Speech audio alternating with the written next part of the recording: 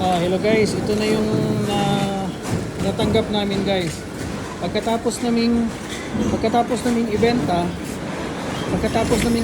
ito yung binibigay nila. Itong card na to guys, meron na tong naka-input kung magkano yung benta namin sa mga bote.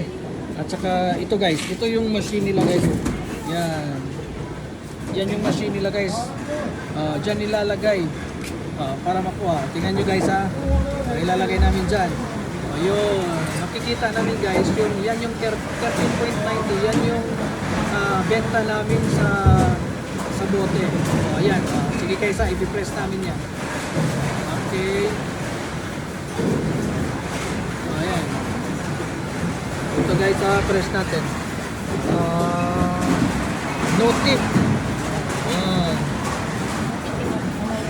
Kahit konti lang ang benta natin, 30.90. Tapos dito na guys. Ayan, lalabas na yung pera. $10. Tapos may coins pa to guys. Yan. Yan. Okay, tapos ito. Yan. Yun lang ang benta natin guys. Tapos ito guys, ito, ibabalik namin to dito. Yan. Kukunin din nila yan guys. Tapos dito tayo guys, wash tayo ng hands. Yun lang, konti lang kasi yung benta guys, kasi kuhan lang, parang tatlong sulpot lang yung kuhan namin, bote namin. Yan guys, yan yung bottle dito guys. Yan, binibenta namin yan guys. Yan.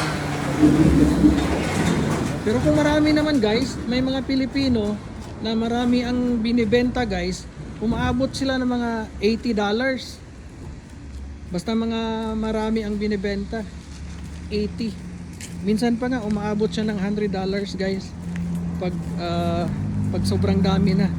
Ang tawag dito namin dyan guys, mga kalakal. May mga iba guys nang namumulot pa nga sila sa mga basura para magbenta ng mga ganyan. Yan. Yan yung isa sa mga ginagawa namin dito guys, ng mga Pilipino. Magbenta ng mga kalakal para kumita naman ng konti. Diyan guys. Ito yung choice namin na Battle Depot kasi sa kanila guys, automatic. May mga Battle Depot kasi na hindi automatic, yung manual ang bilang, mano-mano. Pero ginagawa namin dito kami kasi madali lang siya ilalagay mo lang ang lahat ng mga kalakal mo o mga bote-bote, tapos meron siyang conveyor automatic. Hanggang dito na lang guys ha. Okay, God bless and keep safe guys. Bye bye.